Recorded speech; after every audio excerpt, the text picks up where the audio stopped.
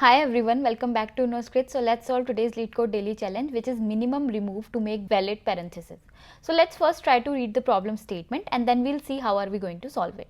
So given a string s of these two characters and lowercase English characters, your task is to remove the minimum number of parentheses ye or ye in any position so that the resulting parenthesis string is valid and return any valid string.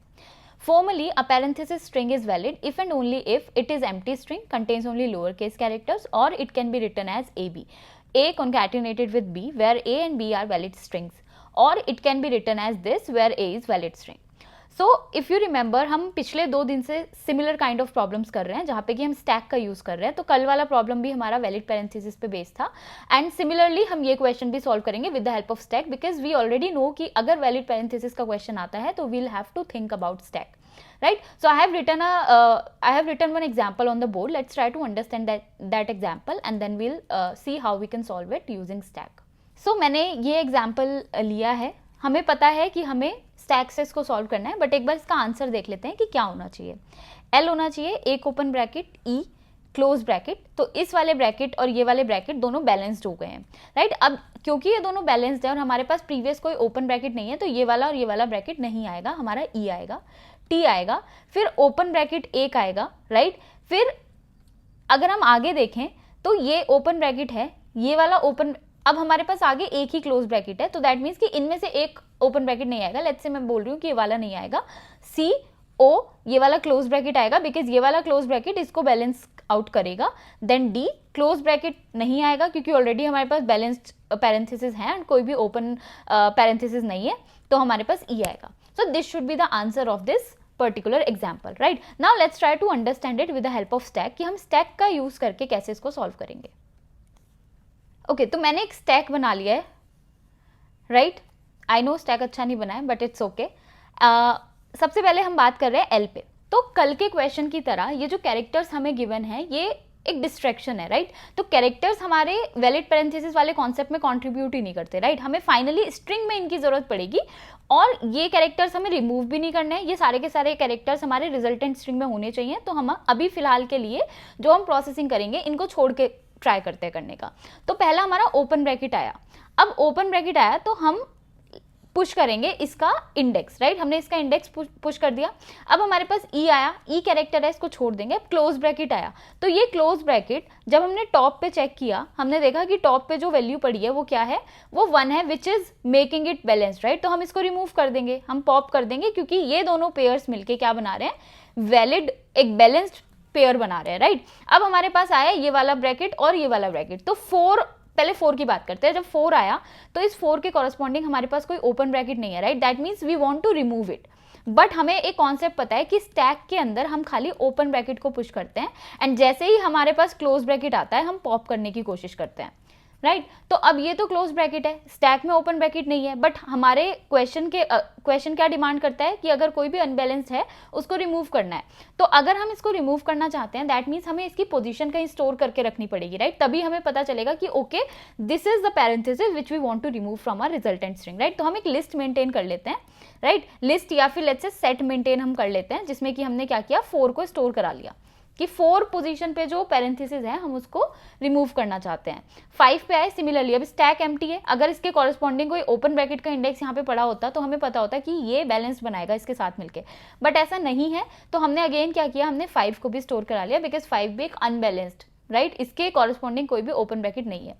E T हमारे characters हैं, contribute नहीं करेंगे. हमारे पास open bracket आया, simply push कराओ. हमारे पास एक और ओपन ब्रैकेट आया, सिंपली पुश करा दिया हमने 9.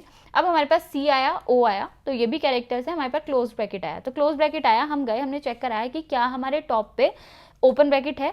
अगर है तो हम उसको पॉप कराएंगे, तो हमने 9 को पॉप करा दिया. राइट, इसका क्या मतलब हुआ कि 9 और 12 मिलके आपस में क्या है, एक बैलेंस्ड पेयर बना रहे हैं. देन डी आया, डी अपने आप में कैरेक्टर है एंड हमारे पास एक ओपन ब्रैकेट आया तो ओपन ब्रैकेट को हमने पुश करा दिया.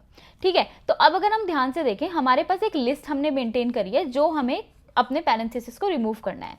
सो 4 और 5 हमारे ऐसे पैरेंथेसिस हैं जिनको हम रिमूव करना चाहते हैं. राइट, एंड 14 एंड 8 भी हमारा इसमें पड़ा है. तो इसका मतलब क्या है कि कुछ ऐसा सिनेरियो बन रहा है कि हमारे पास 2 क्लोज ब्रैकेट है.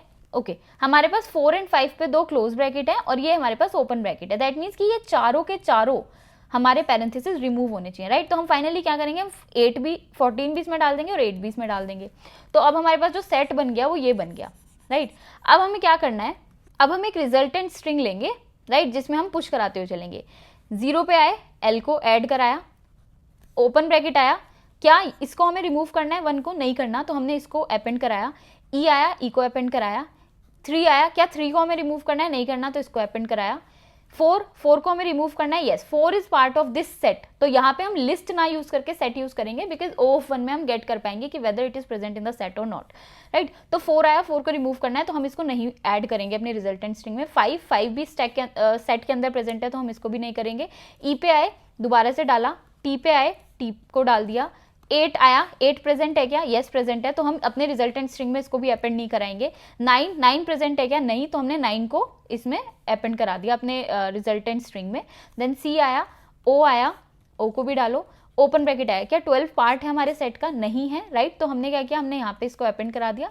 फिर D आया, D को डाल दिया। फिर ये आया, 14 है क्या, हाँ 14 सेट का पार्ट है, तो 14 को भी नहीं डालेंगे। एंड फाइनली E आया, तो हमारा ये आ गया।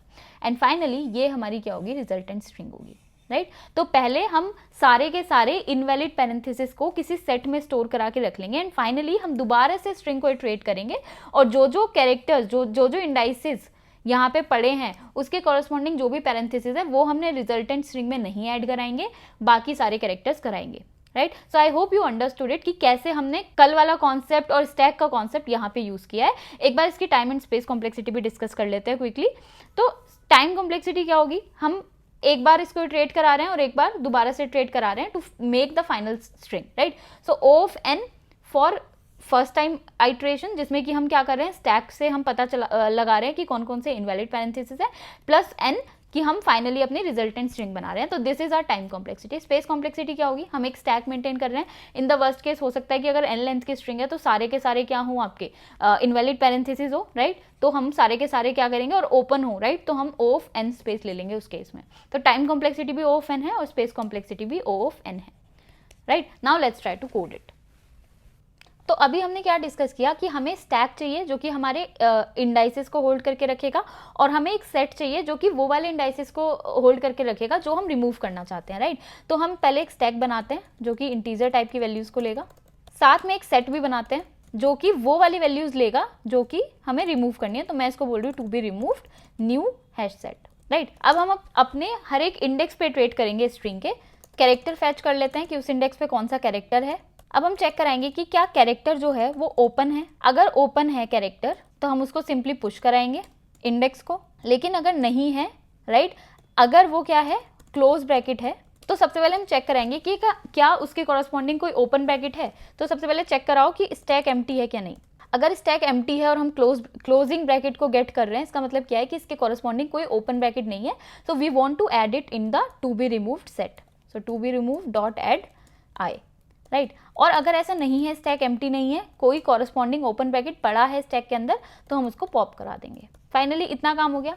अब हमारे पास कुछ इंडाइसेस होंगे जो टू बी रिमूव में पड़े होंगे, राइट, और कुछ होंगे ओपन ब्रैकेट जिसके कॉरस्पॉन्डिंग कोई क्लोजिंग ब्रैकेट हमें नहीं मिला है, तो वो स्टैक के अंदर पड़े हैं। तो सबसे पहला हम काम क्या करेंगे कि जब तक स्टैक एम्प्टी नहीं हो जाता, जितने भी ओपन ब्रैकेट के इंडाइसेस हमारे स्टैक में बचे हैं जिनके कॉरस्पॉन्डिंग कोई भी क्लोजिंग ब्रैकेट नहीं था, उनको हम टू बी रिमूव में डाल देंगे। ये काम हो गया। फाइनली अब हमें क्या करना है, हम एक स्ट्रिंग बनाएंगे, रिजल्टेंट स्ट्रिंग। तो एक स्ट्रिंग बिल्डर ले लेते हैं जो कि हमारा रिजल्ट होल्ड करके रखेगी। दोबारा से इटरेट कराओ। अब हम चेक कराएंगे कि क्या ये जो इंडेक्स है ये हमारे सेट का पार्ट है, तो टू बी रिमूव में है या नहीं है वो चेक कराना है। डॉट कंटेन्स आई। अगर वो टू बी रिमूव में नहीं है, अगर है तो दैट मीन्स वो हमारे रिजल्टेंट स्ट्रिंग का पार्ट नहीं हो सकता। लेकिन अगर नहीं है तो हम SB में अपेंड कराएंगे क्या, वो current character. After this, we can simply convert this string builder to string and we can return it. So SB dot toString. Now let's try to run it and let's try to submit it.